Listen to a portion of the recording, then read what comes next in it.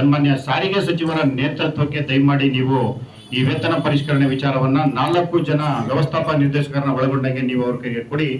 ನಾವು ಇನ್ನೂ ಅತಿ ಹೆಚ್ಚು ಸುಮಾರು ವಿಚಾರಗಳನ್ನ ಮಾತಾಡಬೇಕಾಗಿದೆ. ಆ ವಿಚಾರವನ್ನೆಲ್ಲ ಮಾತಾಡಿ ಇತ್ಯರ್ಥಪಡಿಸ್ಕೊಳ್ಳೋದಕ್ಕೆ ಟೈಮ್ ಸಿಗುತ್ತೆ ಅಂತಕ್ಕಂಥ ವಿಚಾರವನ್ನು ಹೇಳಿದಾಗ ಸನ್ಮಾನ್ಯ ಈ ರಾಜ್ಯದ ಮುಖ್ಯಮಂತ್ರಿಗಳು ಸಾರಿಗೆ ಸಚಿವರ ನೇತೃತ್ವದಲ್ಲಿ ನೀವು ನಿಮ್ಮ ಸಮಸ್ಯೆಯನ್ನ ಇತ್ಯರ್ಥಪಡಿಸ್ಕೊಳ್ಳಿ, ನೀವೇನು ಇತ್ಯರ್ಥಪಡಿಸ್ಕೊಂಡು ಬರ್ತೀರಾ ಅದಕ್ಕೆ ನಾನು ಓಕೆ ಹೇಳ್ತೀನಿ ಅಂತಕ್ಕಂಥ ಒಂದು ವಿಚಾರವನ್ನ ಇಟ್ಕೊಂಡು ಸಾರಿಗೆ ಸಚಿವರ ಹೆಗಲಿಗೆ ವೇತನ ಪರಿಷ್ಕರಣೆ ವಿಚಾರವನ್ನ ಕೊಟ್ಟಿದ್ದಾರೆ. ಹಾಗಾಗಿ 13ನೇ ತಾರೀಕು ಎಲ್ಲರ ಚಿತ್ತವೂ ಸಹ ಸಾರಿಗೆ ಸಚಿವರ ನೇತೃತ್ವದಲ್ಲಿ ನಡೀತಾ ಇರ್ತಕ್ಕಂಥ ವಿಚಾರವನ್ನ ಇಟ್ಕೊಂಡು ಮಾತಾಡಬೇಕಾಗಿದೆ. ಇಲ್ಲಿ ಹಲವಾರು ಜನ ಹಲವಾರು ರೀತಿಯ ವಿಭಿನ್ನ ಅಭಿಪ್ರಾಯಗಳನ್ನ ನಮಗೆ ತಿಳಿಸಿದ್ರ. ಅವೆಲ್ಲವನ್ನು ಸಹ ನಾವು ಸ್ವಾಗತವಾಗಿ ಸಂಪೂರ್ಣವಾಗಿ ಬರ್ತ್ಕೊಂಡಿದ್ದೀನಿ. ಯಾವ್ಯಾವ ಮೇನ್ ವಿಚಾರಗಳಿದೆ ಅಂತಕ್ಕಂಥ ವಿಚಾರದಲ್ಲಿ ಅದರಲ್ಲಿ ಪ್ರಮುಖವಾಗಿ ಒಂದು ವಿಚಾರ ಇದೆ. 23 ಅಡಿನಲ್ಲಿ ಚಾರ್ಜ್ ಶೀಟ್ ಕೊಟ್ಟಿರ್ತಕ್ಕಂಥ ನೌಕರರಿಗೆ 30 ರಿಂದ 35 ಸಾವಿರ ನೌಕರರಿಗೆ ಚಾರ್ಜ್ ಶೀಟ್ ಅನ್ನ ಕೊಟ್ಟಿದ್ದಾರೆ. ಸರ್ಕಾರ ಒಂದು ಕಡೆ ನಮ್ಮ ಸಮಸ್ಯೆಯನ್ನ ಇತ್ಯರ್ಥಪಡಿಸ್ತೀನಿ ಅಂತಕ್ಕಂಥದ್ದು, ಇನ್ನೊಂದು ಕಡೆ ಚಾರ್ಜ್ ಶೀಟ್ ಅನ್ನ ಅಡ್ಡ ಇಟ್ಕೊಂಡು ಮತ್ತೆ ಇವರು ಮುಷ್ಕರದ ದಾರಿಯನ್ನ ತುಳಿಬಾರ್ದು ಅಂತಕ್ಕಂಥ ಒಂದು ವಿಚಾರವನ್ನ ಇಟ್ಕೊಂಡು ಈ ಚಾರ್ಜ್ ಶೀಟ್ ಅನ್ನ ಅಡ್ಡ ಇಟ್ಕೊಂಡು ನಮ್ಮನ್ನ ಆಟಾಡಿಸ್ತಕ್ಕಂಥ ಕೆಲಸಕ್ಕೆ ಕೈ ಹಾಕಿದ್ದಾರೆ. ಹಾಗಾಗಿ ನಾವು ಇವತ್ತಿನ ವ್ಯವಸ್ಥಾಪಕ ನಿರ್ದೇಶಕರ ಮೇಲೆ ಮತ್ತೆ ಸರ್ಕಾರದ ಮೇಲೆ ಇಲ್ಲಿಯವರೆಗೂ ಸಹ ನಂಬಿಕೆನ ಇಟ್ಕೊಂಡಿದ್ದೀವಿ. ಹೇಳಿದ್ದಾರೆ ವ್ಯವಸ್ಥಾಪಕ ನಿರ್ದೇಶಕರು, ದಯಮಾಡಿ ಆ ಚಾರ್ಜ್ ಶೀಟ್ ವಿಚಾರದಲ್ಲಿ ಯಾವುದೇ ರೀತಿಯ ಕ್ರಮಗಳನ್ನ ತೆಗೆದುಕೊಳ್ಳಲ್ಲ, ಅದನ್ನು ರದ್ದುಪಡಿಸ್ಕೊಡ್ತೀವಿ ಅಂತ ಹೇಳಿ. ಹಾಗಾಗಿ ಇನ್ನು ಮುಂದಿನ ದಿನದಲ್ಲಿ ಮಾತಿನ ಮುಖಾಂತರವಾಗಿ ಬೇಡ, ಬರವಣಿಗೆಯ ಮುಖಾಂತರವಾಗಿ ಚಾರ್ಜ್ ಶೀಟಿನ ರದ್ದುಪಡಿಸಬೇಕು ಅಂತಕ್ಕಂಥ ವಿಚಾರವನ್ನ ನಾವು ಮುಂದಲೇ ತೆಗೆದುಕೊಳ್ತಕ್ಕಂಥ ಕೆಲಸವನ್ನ ಮಾಡ್ತೀವಿ ಅಂತಕ್ಕಂಥದ್ದನ್ನ ಈ ಸಭೆಯಲ್ಲಿ ಹೇಳೋದಕ್ಕೆ ಇಷ್ಟಪಡ್ತೀನಿ. ಮತ್ತೆ ಎರಡನೇ ವಿಚಾರ ಏನು, ಸುಮಾರು ವರ್ಷಗಳಿಂದನೇ ಸಹ BMTC ನೌಕರರಿಗೆ ಆರೋಗ್ಯದ ವಿಚಾರದಲ್ಲಿ ಏನು ನಮಗೂ ಸಹ ಮೆಡಿಕಲ್ ಸೌಲಭ್ಯವನ್ನ ಕೊಡಿ ಅಂತಕ್ಕಂಥ ವಿಚಾರವನ್ನ ಹೇಳಿದೋ. KSRTCನಲ್ಲಿ ಸನ್ಮಾನ್ಯ ವ್ಯವಸ್ಥಾಪಕ ನಿರ್ದೇಶಕರು ಅನ್ಬುಕುಮಾರ್ ಅವರ ನೇತೃತ್ವದಲ್ಲಿ ಒಂದು ಕ್ಯಾಶ್ಲೆಸ್ ಆರೋಗ್ಯ ಭಾಗ್ಯವನ್ನ ಈ ಸರ್ಕಾರ ಬಂದ ಮೇಲೆ ವಿಧಾನಸೌಧದ ಪ್ರಮುಖ ಮೊಗಸಾಲೆಯಲ್ಲಿ ಆಯೋಜನೆ ಮಾಡಿ ಅದನ್ನ ಜಾರಿ ಮಾಡ್ತಾರೆ. 1 ವರ್ಷದಲ್ಲಿ ಸುಮಾರು ನಿರೀಕ್ಷೆ ಮಟ್ಟಿಗೆ ಅವರೊಂದು 70 ರಿಂದ 80 ಕೋಟಿ ಹಣವನ್ನ ವ್ಯಯ ಮಾಡಿ ಅದು ಸರಿಯಾದಂತ ರೀತಿಯಲ್ಲಿ ನಡೆದಿಲ್ಲ. ಅದನ್ನ ಹಲವಾರು ರೀತಿಯಲ್ಲಿ ಯೋಜನೆಗಳನ್ನ ಚೇಂಜ್ ಮಾಡಿ ಮಾಡಬೇಕು ಅಂತಕ್ಕಂಥದ್ದು ಇವತ್ತಿನ ವ್ಯವಸ್ಥಾಪಕ ನಿರ್ದೇಶಕರ ಜೊತೆಯಲ್ಲಿದೆ. ಆದ್ರೆ ಈ 1 ತಿಂಗಳಲ್ಲಿ ಇನ್ಪೇಷೆಂಟ್ ಔಟ್ ಪೇಷೆಂಟ್ ಅಂತಕ್ಕಂಥ ವಿಚಾರದಲ್ಲಿ ಇನ್ಪೇಷೆಂಟ್ ಆಗಿ ತಗೋತಾ ಇಲ್ಲ ಅಂತಕ್ಕಂಥ ವಿಚಾರವನ್ನ ಹಲವಾರು ಕಾರ್ಮಿಕರು ಸಹ ನಮ್ಮ ಗಮನಕ್ಕೆ ತಂದಿದ್ದಾರೆ. ಹಾಗಾಗಿ ಹಲವಾರು ವಿಚಾರಗಳಿದೆ. ಇವತ್ತು ಸರ್ಕಾರದ ಮುಂದೆ ನಾವು ಪ್ರಮುಖವಾಗಿ ಇಟ್ಟಿರ್ತಕ್ಕಂಥ ಒಂದೇ ಬೇಡಿಕೆ ಏನು ಅಂತಂದ್ರೆ 38 ತಿಂಗಳು ಹಿಂಬಾಕಿ ಮತ್ತೆ ಹೊಸ ವೇತನದ ಹೆಚ್ಚಳದ ವಿಚಾರವನ್ನಷ್ಟೇ ನಾವು ಕೇಳ್ತಾ ಇದೀವಿ. ಯಾಕೆ ಇತರ ವಿಚಾರಗಳನ್ನ ಮೊದಲನೇದಾಗಿ ತೆಗೆದುಕೊಂಡ್ರೆ ಸರ್ಕಾರ ಮೊದಲು ಅದ್ರ ಬಗ್ಗೆ ಗಮನ ಹರಿಸುತ್ತೆ ಹೊರತು ನಮ್ಮ ವೇತನದ ಹೆಚ್ಚಳದ ಹಿಂಬಾಕಿ ಆಗ್ಬೋದು ಮತ್ತೆ ಹೊಸ ವೇತನದ ಹೆಚ್ಚಳದ ವಿಚಾರವನ್ನ ತೆಗೆದುಕೊಳ್ಳಲ್ಲ ಅನ್ನೋದಕ್ಕೋಸ್ಕರ ನಾವು ಕೆಲವೊಂದು ವಿಚಾರಗಳಲ್ಲಿ ಬಹಳ ತಾಳ್ಮೆಯಿಂದ ಇವತ್ತಿಗೂ ಸಹ ವರ್ತಿಸ್ತಾ ಇದ್ದೀವಿ. ಹಾಗಾಗಿ ಆಗಸ್ಟ್ 5ನೇ ತಾರೀಕಂದು ಮುಷ್ಕರನೂ ಸಹ ಆಯಿತು. ಆದ್ರಿಂದ ರಾಜ್ಯ ಸರ್ಕಾರಕ್ಕೂ ಸಹ ಮುಜುಗರನೂ ಸಹ ಆಗಿದೆ. ಕೆಲವೊಂದು ನಮ್ಮಲ್ಲಿರ್ತಕ್ಕಂಥ ಸಂಘಟನೆಗಳು ಸಹ ಮುಷ್ಕರ ಆಗಲ್ಲ, ಏನೂ ಆಗಲ್ಲ ಅಂತಕ್ಕಂಥ ವರದಿಯನ್ನ ಕೊಟ್ಟು ಆ ನಂತರ ದಿನದಲ್ಲಿ ಸರ್ಕಾರದ ಕಡೆಯಿಂದನೂ ಸಹ ಚೀಮಾರಿನ ಹಾಕ್ಸ್ಕೊಂಡಿದ್ದಾರೆ. ಯಾರು ಚೀಮಾರಿ ಹಾಕ್ಸ್ಕೊಂಡಿದ್ದಾರೆ ಅಂತಕ್ಕಂಥದ್ದು ಸರ್ಕಾರಕ್ಕೆ ಮತ್ತೆ ಬಾಗಿಸ್ಕೊಂಡವ್ರು ಮಾತ್ರ ಗೊತ್ತಿದೆ. ಹಾಗಾಗಿ ನಾವು ವೇದಿಕೆಯಲ್ಲಿ ಆ ವಿಚಾರವನ್ನು ಹೇಳೋದಕ್ಕೆ ಹೋಗಲ್ಲ. ನಮ್ಮ ಮುಂದೆ ಇರ್ತಕ್ಕಂಥದ್ದು ವೇತನ ಹೆಚ್ಚಳ ಮತ್ತೆ ವೇತನ ಹಿಂಬಾಕಿ. ನಾವು ಸಹ ಇಲ್ಲಿ ಕೂತಿರ್ತಕ್ಕಂಥ ಎಲ್ಲರೂ ಸಹ ದುಡಿಮೆ ಮಾಡ್ತಕ್ಕಂಥ ನಾವೆಲ್ಲರೂ ಸಹ ಕಾರ್ಮಿಕರೇ. ಸಂಘಟನೆ ಅಧ್ಯಕ್ಷ ಉಪಾಧ್ಯಕ್ಷ ಇವೆಲ್ಲವನ್ನು ಮರೆತು ಮಾತಾಡೋಣ. ಇವತ್ತು ರಾಜ್ಯ ಸರ್ಕಾರ ಏನ್ ಹೇಳ್ತಾ ಇದೆ, ಒಂದು 2023ಕ್ಕೆ ನಿಮ್ಗೆ ವೇತನ ಪರಿಷ್ಕರಣೆಯನ್ನ ಮಾಡಿರೋದ್ರಿಂದ ನಾವು 1/1/27ಕ್ಕೆ ವೇತನ ಪರಿಷ್ಕರಣೆಯನ್ನ ಮಾಡ್ತೀವಿ ಅಂತಕ್ಕಂಥ ವಿಚಾರವನ್ನ ಇಟ್ಕೊಂಡು ಸನ್ಮಾನ್ಯ ಮುಖ್ಯಮಂತ್ರಿಗಳು 4 ಸಭೆಯನ್ನ ಮಾಡಿದ್ದಾರೆ. ನಾವು ಮುಖ್ಯಮಂತ್ರಿಗಳ ಮುಂದೆ ಎಳೆಯಾಗಿ ಬಿಚ್ಚಿಡ್ತಕ್ಕಂಥ ಕೆಲಸವನ್ನ ಮಾಡಿದ್ದೀವಿ. ಸ್ವಾಮಿ 31/12/2019 ವೇತನ ಪರಿಷ್ಕರಣೆಗೆ ಏನು ಅವತ್ತಿನ ದಿನ ಮಾಡಿದ್ರು ನಿಮ್ಮದೇ ಆದಂತ ಸರ್ಕಾರದಲ್ಲಿ, ಆ ಸರ್ಕಾರದ ವಿಚಾರದಲ್ಲಿ ನೀವು ನಡ್ಕೊಂಡಂತ ರೀತಿಯಲ್ಲಿ ಸಹ ಆ ಈ ವೇತನ ಹೆಚ್ಚಳ ಏನಿತ್ತು ಅಲ್ಲಿಗೆ ನೀವು ಮಾಡಿದ್ದೀರಾ. 23 ಅಂತಕ್ಕಂಥದ್ದು ನೀವು ಸರ್ಕಾರದಿಂದ ಕೊಟ್ಟಿರ್ತಕ್ಕಂಥ ಒಂದು ಲೆಟರ್ ಅವತ್ತಿನಿಂದ ನೀವು ಜಾರಿ ಮಾಡಿಲ್ಲ, ಅವತ್ತಿನ ಸಂಬಳಕ್ಕೂ ಸಹ ಜಾರಿ ಮಾಡಿಲ್ಲ. 31/12/2019 ಏನು ನಮ್ಮ ಬೇಸಿಕ್ ಇತ್ತೋ ಆ ಬೇಸಿಕ್ಗೆ ಅನುಗುಣವಾಗಿ ನೀವು ಸಂಬಳವನ್ನು ಹೆಚ್ಚಳ ಮಾಡಿದಿರಿ ಅಂತಕ್ಕಂಥ ವಿಚಾರವನ್ನ ಎಳೆಯಾಗಿ ಬಿಚ್ಚಿಡ್ತಕ್ಕಂಥ ಕೆಲಸವನ್ನ ಸನ್ಮಾನ್ಯ ಮುಖ್ಯಮಂತ್ರಿಗಳ ಮುಂದೆ ಮಾಡಿದ್ದೀವಿ. 1956 ದಶಕದಿಂದನೂ ಸಹ ಇಲ್ಲಿವರೆಗೂ ಏನು ವೇತನ ಪರಿಷ್ಕರಣೆ ಮಾಡ್ಕೊಂಡು ಬಂದಿದ್ದಾರೆ. ಮಧ್ಯದಲ್ಲಿ ಕೆಲವೊಂದ್ಸಲ 5 ವರ್ಷ ಕೆಲವೊಂದ್ಸಲ 6 ವರ್ಷಗಳಾಗಿದ್ರು ಸಹ ಅದನ್ನ ಹೋರಾಟದ ಮುಖಾಂತರವಾಗಿ ಬದಲಾವಣೆಯನ್ನ ಮಾಡಿ 4 ವರ್ಷಕ್ಕೆ ನಾವು ವೇತನ ಪರಿಷ್ಕರಣೆಯನ್ನ ಪಡ್ಕೊಂಡಿದ್ದೀವಿ ಅಂತಕ್ಕಂಥ ವಿಚಾರವನ್ನ ನಾವು ಎಲ್ಲವನ್ನು ಸಹ ಮುಖ್ಯಮಂತ್ರಿಗಳ ಗಮನಕ್ಕೆ ತಂದ್ರು ಸಹ ಮುಖ್ಯಮಂತ್ರಿಗಳು ಮತ್ತು ಹಣಕಾಸು ಇಲಾಖೆಗೆ ಸಂಬಂಧಪಟ್ಟಂತ ಕೆಲವೊಂದು ಅಧಿಕಾರಿಗಳು ಇಲ್ಲ 1/3/2023 ಮಾಡಿರೋದ್ರಿಂದ ನಿಮಗೆ 27ಕ್ಕೆ ನಾವು ವೇತನ ಹೆಚ್ಚಳವನ್ನ ಮಾಡಬೇಕು ಅಂತಕ್ಕಂಥ ವರದಿಯನ್ನೇ ಇಟ್ಕೊಂಡು ಇಲ್ಲಿವರೆಗೂ ಸಹ 4 ಮೀಟಿಂಗ್ಗಳು, ಯಾವುದಾದ್ರೂ ಇಲಾಖೆ 4 ಮೀಟಿಂಗ್ ಆಗಿ ಸಂಬಳವನ್ನ ಪಡ್ಕೊಂಡಿಲ್ಲ ಅಂತಂದ್ರೆ ಅದು KSRTC ಇಲಾಖೆ ಮಾತ್ರ ಅಂತಕ್ಕಂಥದ್ದು ನಾನು ನಿಮ್ಗೆ ತಿಳಿಸೋದಕ್ಕೆ ಇಷ್ಟಪಡ್ತಾ ಇದ್ದೀನಿ. ಮುಖ್ಯಮಂತ್ರಿಗಳ ಮುಂದೆ ಹೋಗುತ್ತಾ ಇದೀವಿ ಅಂತಂದ್ರೆ ಅವತ್ತು ಏನಾದ್ರೂ ಒಂದು ಜಾರಿ ಆಗುತ್ತಪ್ಪ ಅಂತಕ್ಕಂಥದ್ದನ್ನ.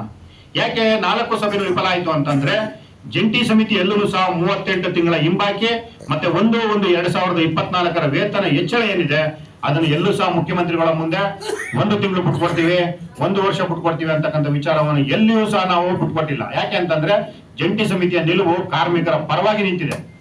ಎಲ್ಲೂ ಸಹ ನಾವು ಕಾರ್ಮಿಕರ ವಿಚಾರವಾಗಿ 1 ರೂಪಾಯಿಯನ್ನು ಸಹ ಕಳೆದುಕೊಳ್ಳೋದಕ್ಕೆ ಇಷ್ಟಪಡ್ತಾರೆ. ಯಾಕಂತಂದ್ರೆ ಇದು ನಮ್ಮ ಬೆವರ ಹನಿ, ಸರ್ಕಾರ ಕೊಡ್ಬೇಕಾಗಿರ್ತಕ್ಕಂಥದ್ದು. ಇವತ್ತು ಸರ್ಕಾರ ಏನ್ ಹೇಳ್ತಾ ಇದೆ, ಮ್ಯಾನೇಜ್ಮೆಂಟ್ಗಳು ಸಹ ಮಾತಾಡ್ತಾ ಇದೆ.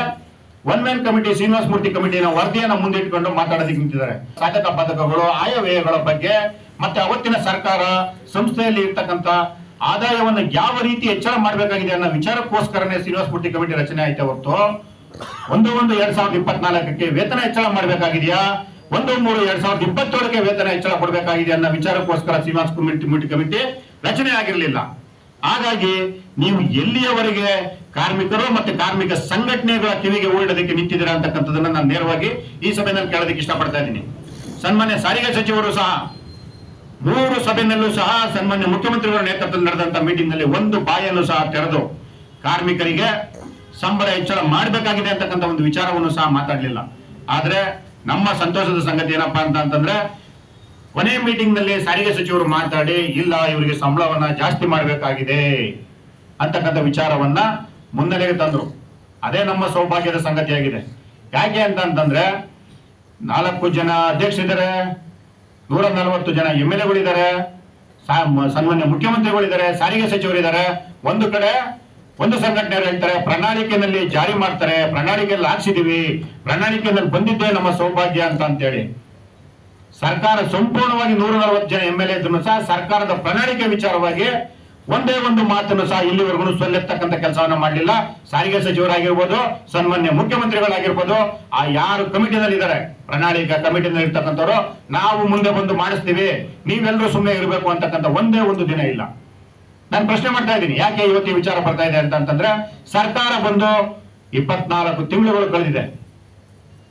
ಆದ್ರೂ ಸಹ ಪ್ರಣಾಳಿಕೆ ಅಂತಕ್ಕಂಥ ವಿಚಾರವನ್ನು ಇಟ್ಕೊಂಡು ಈ 24 ತಿಂಗಳು ಸಂಬಳ ಹಿನ್ನಡೆ ಆಗೋದಕ್ಕೆ ಯಾರು ಕಾರಣಕರ್ತರಾಗಿದ್ದಾರೆ ಅಂತಕ್ಕಂಥದ್ದನ್ನ ನಮ್ಮ ಕಾರ್ಮಿಕರುಗಳು ಅವರೇ ಆಲೋಚನೆ ಮಾಡ್ಬೇಕಂತ ಸಂದರ್ಭ ಬಂದಿದೆ.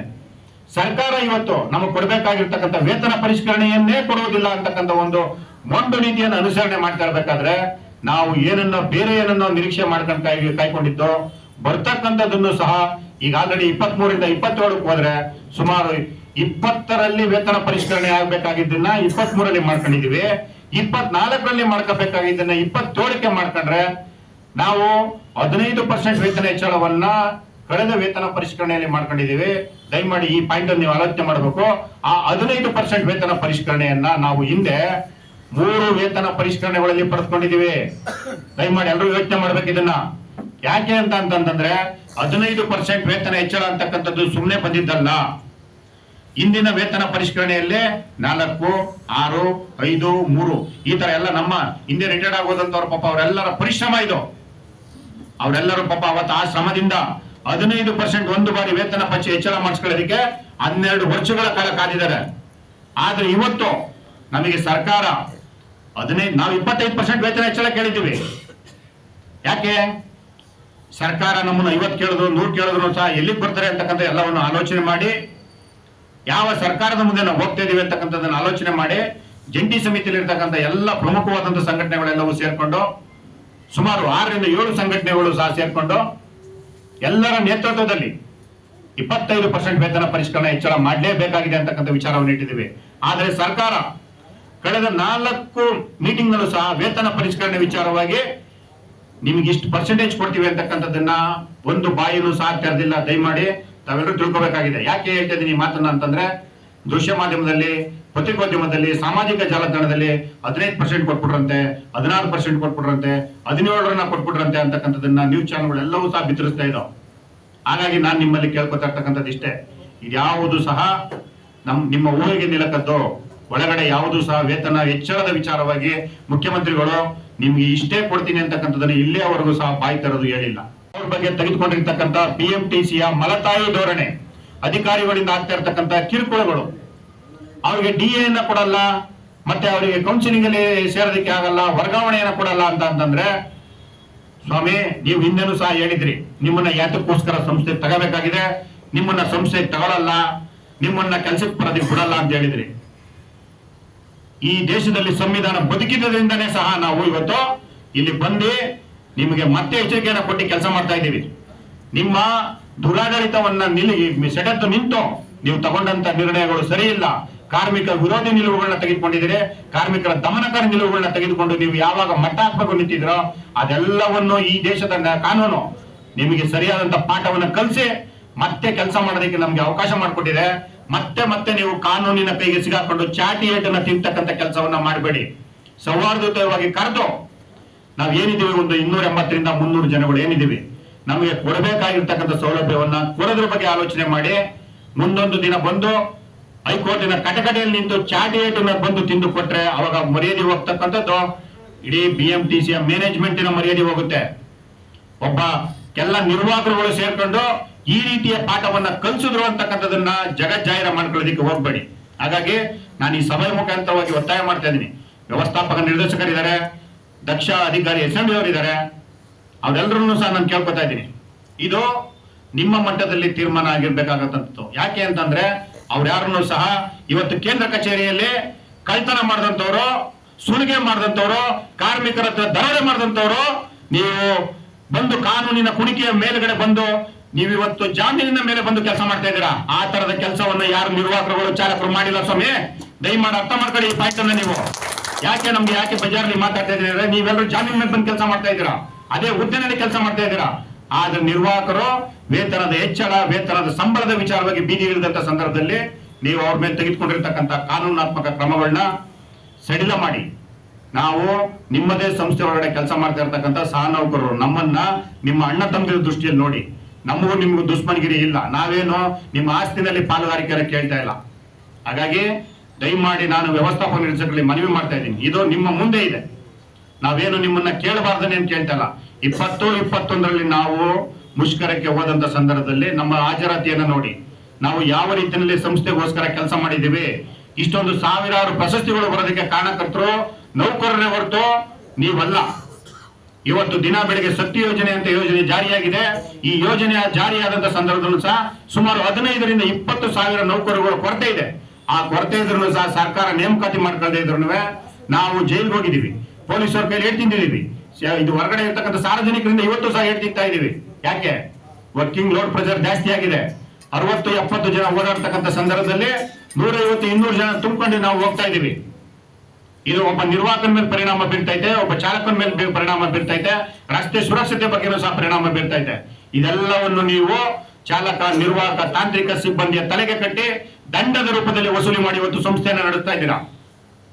93-90ರ ದಶಕದಲ್ಲಿ ಮಾಡಿದಂತ ಪಾರಂಪರ್ಯಗಳನ್ನ ಇಟ್ಕೊಂಡು ಸುಮಾರು 30-35 ವರ್ಷಗಳಾದ್ರೂ ಸಹ ಪಾರಂಪರ್ಯಗಳನ್ನ ಬದಲಾವಣೆ ಮಾಡಿಲ್ಲ.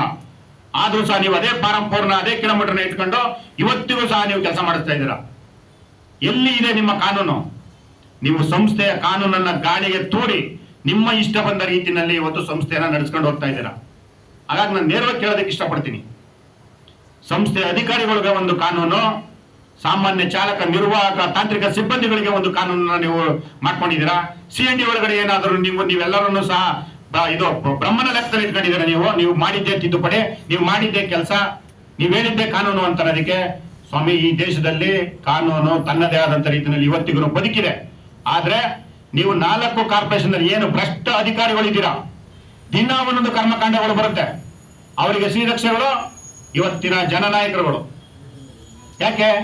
ಹಣ ಇದ್ದವನ ಬಳಿ ಮಾತ್ರ ಇವರು ಈ ರೀತಿಯಲ್ಲಿ ನಡೆಸ್ಕೊತಾ ಇದ್ದಾರೆ. ಹಾಗಾಗಿ ನಾನು ಕೇಳ್ಕೊತಾ ಇದ್ದೀನಿ, ದಯಮಾಡಿ ಏನು KSRTC ಮತ್ತೆ BMTC ಆಗಿರ್ಬೋದು, ಕಲ್ಯಾಣ ಕರ್ನಾಟಕ ಆಗಿರ್ಬೋದು, ವಾಯು ವಿಭಾಗ ಆಗಿರ್ಬೋದು, ನಡೀತಾ ಇರ್ತಕ್ಕಂಥ ಬ್ರಹ್ಮಾಂಡ ಭ್ರಷ್ಟಾಚಾರಕ್ಕೆ ಒಂದು ಕಡಿವಾಣವನ್ನು ಹಾಕಿ ಈ ಸರ್ಕಾರದಲ್ಲಾದ್ರೂ ಸಹ ಉತ್ತಮವಾದಂತ ಕಾನೂನನ್ನ ಜಾರಿಗೆ ತಂದ್ರು ಅಧಿಕಾರಿಗಳಿಗೆ ಬಿಸಿ ಮುಡಿಸ್ತಕ್ಕಂಥ ಕೆಲಸ ಆಗ್ಬೇಕಾಗಿದೆ. ಹೆಗ್ಗಿಲ್ಲದೆ ಭ್ರಷ್ಟಾಚಾರ ಮಾಡ್ತಾ ಇದ್ದಾರೆ ಅಧಿಕಾರಿಗಳು. ಇಷ್ಟ ಬಂದಂಗೆ ಮನಸೋ ಇಚ್ಛೆಗೆ ಅಧಿಕಾರಿಗಳು ಮನಸೋ ಇಚ್ಛೆಯಾಗಿ ಕಾರ್ಮಿಕರಿಂದ ದಂಡ ವಸೂಲಿ ಮಾಡೋದು. ಒಂದು 5 ರೂಪಾಯಿ ಟಿಕೆಟ್ಗೆ ಒಬ್ಬ DC 100 ರೂಪಾಯಿ ದಂಡ ಹಾಕಿದ್ರೆ ಇನ್ನೊಬ್ಬ DC ಒಂದು ಇನ್ಕ್ರಿಮೆಂಟ್ ಪೋಸ್ಟ್ ಮಾಡ್ತಾರೆ. ಎಲ್ಲಿದೆ ಸ್ವಾಮಿ ಕಾನೂನು? ಒಂದ್ ಕಡೆ ಸಸ್ಪೆಂಡ್ ಮಾಡ್ತೀರಾ, ಒಂದ್ ಕಡೆ ಅವ್ನು ಕೆಲಸ ಮಾಡ್ತಾರೆ, ಪಾಪ ಏನೋ ಅವನು ಒಂದು ಇದರಲ್ಲಿ ಯಾವ್ದೋ ಒಂದು ಸಾಂಗ್ ಕೇಳ್ತಿದ್ರು ಸಹ ಅವನನ್ನು ಸಹ ಸಸ್ಪೆಂಡ್ ಮಾಡ್ತೀರಾ. ರೆಸ್ಟ್ ರೂಮ್ ಅಲ್ಲಿ ಡ್ಯೂಟಿ ಮಾಡಿದ್ರೆ ಮಲಗಿದ್ರು ಸಹ ಅವನು ಏನೋ ಅವ್ನು ಮಾನಸಿಕ ಒತ್ತಡದಲ್ಲಿ ಡ್ರಿಂಕ್ಸ್ ಮಾಡ್ಕೊಂಡು ಮತ್ತೊಂದು ಮಾಡ್ಕೊಂಡು ಎಲ್ಲೋ ಕೂತಿರ್ತಾನೆ. ಕೆಲಸ ಮಾಡ್ತಾರೆ, ನೀವು ಅವ್ರ ಮೇಲೆ ಕ್ರಮ ತೆಗೆದುಕೊಳ್ರಿ. ಕೆಲಸ ಮಾಡಿದ್ರೂ ಕ್ರಮ ತೆಗೆದುಕೊಳ್ತಕ್ಕಂಥ ನಿಮ್ಮ ಕಾನೂನಿಗೆ ಏನಂತ ಹೇಳ್ಬೇಕ್ರಿ? ಮನುಷ್ಯ ಇಚ್ಛೆಗೆ ಅಧಿಕಾರ. ಒಂದು ಕಡೆ BMTC ನಲ್ಲಿ 6 ಜನ DC-ಗಳಿದ್ದಾರೆ, ಅದ್ರಲ್ಲಿ 5 ಜನ 22 ಚಾರ್ಜ್ ಶೀಟ್ ಕೊಡ್ತಾರೆ, ಒಬ್ಬ DC 23 ಚಾರ್ಜ್ ಶೀಟ್ ಕೊಟ್ಟು ಸಸ್ಪೆಂಡ್ ಮಾಡ್ತಾರೆ ಅಂತಂದ್ರೆ ನಿಮ್ಗೆ ಮಾನ ಮರ್ಯಾದೆ ಇದೆಯಲ್ರಿ? ನಿಮ್ಗೆ ನಿಮ್ ಕೈಲಿ ಆಡಳಿತ ಇದೆ ಅಂತಕ್ಕಂಥದ್ದನ್ನ ಇಟ್ಕೊಂಡು ನೀವು ಮನ್ಸೋ ಇಚ್ಛೆಯಾಗಿ ನೀವು ಆಡಳಿತ ಮಾಡ್ತೀರಾ ಅಂತಂದ್ರೆ ಎಲ್ಲಿಗೂ ನಿಮ್ಮನ್ನೆಲ್ಲ ಕಟಕಟೆ ನಿಲ್ಲಿಸ್ತಕ್ಕಂಥ ದಿನಗಳು ದೂರ ಇಲ್ಲ. ಓಪನ್ ಆಗಿ ಹೇಳ್ತಾ ಇದ್ದೀನಿ, ಕರ್ನಾಟಕ ರಾಜ್ಯ ರಸ್ತೆ ಸಾರಿಗೆ ಸಂಸ್ಥೆ ನೌಕರರ ಸಂಘ ಮುಂದಿನ ದಿನದಲ್ಲಿ ಕಾನೂನು ಹೋರಾಟವನ್ನು ಶುರು ಮಾಡುತ್ತೆ. ನಿಮ್ಮ ಆಸ್ತಿ, ನೀವು ಮಾಡ್ತಾ ಇರ್ತಕ್ಕಂಥ ಭ್ರಷ್ಟಾಚಾರದ ವಿಚಾರವಾಗಿ ಕಾನೂನಿನ ಕಟಕಟೆಗೂ ಸಹ ತೆಗೆದುಕೊಂಡು ನಿಲ್ಲಿಸ್ತೀವಿ. ಎಚ್ಚರಿಕೆ ಇರಲಿ ನಿಮ್ಗೆ. ಯಾಕೆಂತಂದ್ರೆ ನಾವು ಕೆಲಸ ಮಾಡ್ತಾ ಇದೀವಿ, ನೀವು ನಮ್ಮ ಏನೇನೋ ದಬ್ಬಾಳಿಕೆ ದೌರ್ಜನ್ಯ ಮಾಡ್ಬೋದು, ನಾವು ತಡ್ಕೊಂಡೇ ಹೋಗ್ತೀವಿ ಅಂತ ತಿಳ್ಕೊಂಡಿದ್ರೆ ನಿಮ್ಮ ಮೂರ್ಖತನ. ನಾವು ಸಹ ಕಾನೂನು ಶೆಲ್ಲನ್ನ ತೆರಿತಾ ಇದೀವಿ ಸದ್ಯದಲ್ಲೇ. ನೀವು ಮಾಡ್ತಾ ಇರ್ತಕ್ಕಂಥ ಭ್ರಷ್ಟಾಚಾರ ಮಿತಿ ಮೀರಿದೆ. ಯಾಕಂದ್ರೆ ನೀವು 1950-60ರ ದಶಕದಲ್ಲಿ ಇದ್ದಂತ ಕಾನೂನನ್ನ ಇವತ್ತಿಗೂ ತೆಗೆದುಕೊಂಡು ಕಂಡಕ್ಟರ್ ಡ್ರೈವರ್ಗಳು ಅಂದ್ರೆ ನಮ್ಮ ಮನೆ ಜೀತದಾಳುಗಳು ನಾನು ಹೇಳ್ದಂಗೆ ಕೇಳಬೇಕು ಅಂತಕ್ಕಂಥದ್ದನ್ನ ಸಣ್ಣ ಪುಟ್ಟ 100 ರೂಪಾಯಿ 50 ರೂಪಾಯಿ ಪನಿಷ್ಮೆಂಟ್ಗೆಲ್ಲ ನೀವು 5,000, 5 ಲಕ್ಷ, 50,000 ಮನ್ಸೋ ಇಚ್ಛೆಗೆ ದಂಡ ಹಾಕ್ತೀರಾ ಅಂತಂದ್ರೆ ಅವನ ಸ್ಟೇರಿಂಗ್ ಮೇಲೆ ಬಂದು ಕೆಲಸ ಮಾಡ್ರಿ. ಅವನ ಒಬ್ಬ ನಿರ್ವಾಹಕನ ಬ್ಯಾಗ್ ತಗೊಂಡು ಹತ್ರಿ, ಬಸ್ಸಿಗೆ ಗೊತ್ತಾಗುತ್ತೆ ಅವ್ರ ಕಷ್ಟ ಏನು ಅಂತ. ಇವತ್ತು ಶಕ್ತಿ ಯೋಜನೆ ಅಂತ ಯೋಜನೆ ಜಾರಿ ಆದ ಮೇಲೆ ವರ್ಕಿಂಗ್ ಪ್ರೆಷರ್ ಜಾಸ್ತಿ ಆಗಿದೆ.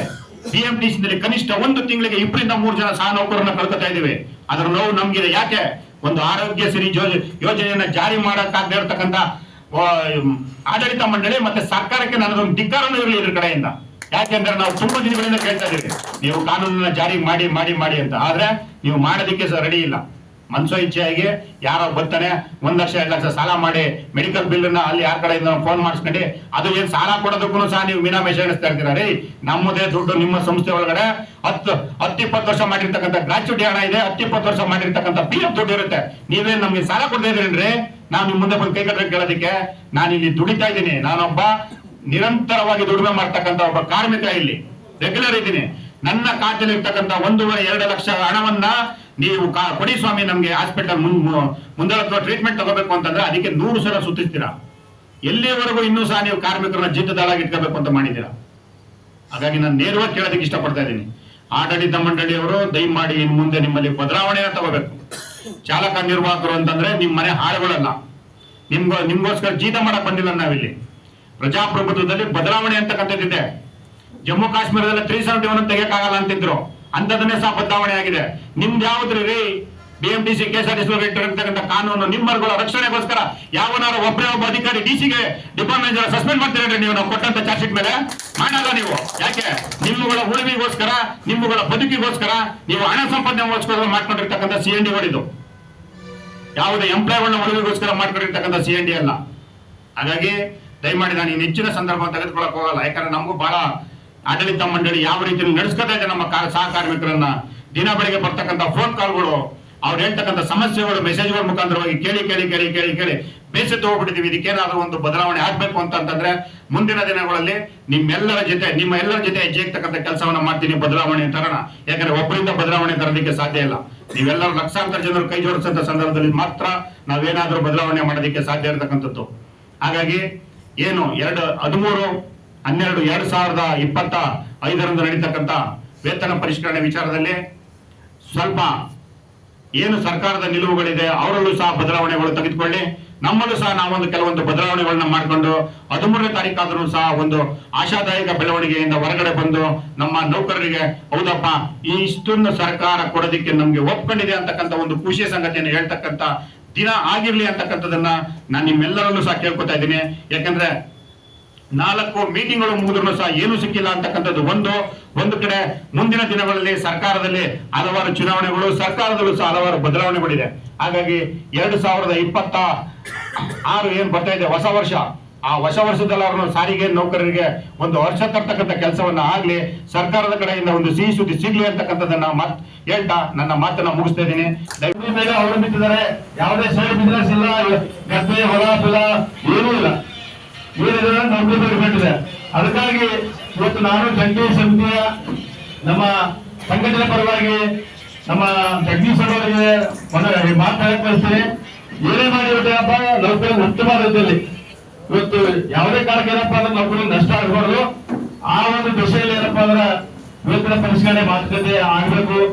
ಯಾಕಂದ್ರೆ ಇವತ್ತು ಕಾಲವೇ ಸಾಕಷ್ಟು ಏನಪ್ಪಾ ಅಂದ್ರೆ ತಾಳ್ಮೆಯನ್ನು ತಾಳಿ ಸಾಕಾಗಿರ್ತಾರೆ. ಯಾಕಂದ್ರೆ ಈಗ ನೋಡಿದ್ರು ಏನಾದ್ರು ಜನತೆಗೆ ಭರವಸೆ ಇದೆ, ಆ ಭರವಸೆ ಏನಪ್ಪಾ ಅಂದ್ರೆ ಉಳಿಸ್ಕೋಬೇಕು. ಆ ನಿಟ್ಟಿನಲ್ಲಿ ಏನಪ್ಪಾ ಅಂದ್ರೆ ಸೂಕ್ತವಾದ ಒಂದು ಪರಿಹಾರ ಏನಪ್ಪಾ ಅಂದ್ರೆ ಸರ್ಕಾರ ಮಟ್ಟದಲ್ಲಿ ಚರ್ಚೆ ಆಗಬೇಕು. ಚರ್ಚೆಗೆ ನಿರ್ಣಯ ತಾವು ಮುಂಚೂಣಿಯಲ್ಲಿ ತಗೋಬೇಕು.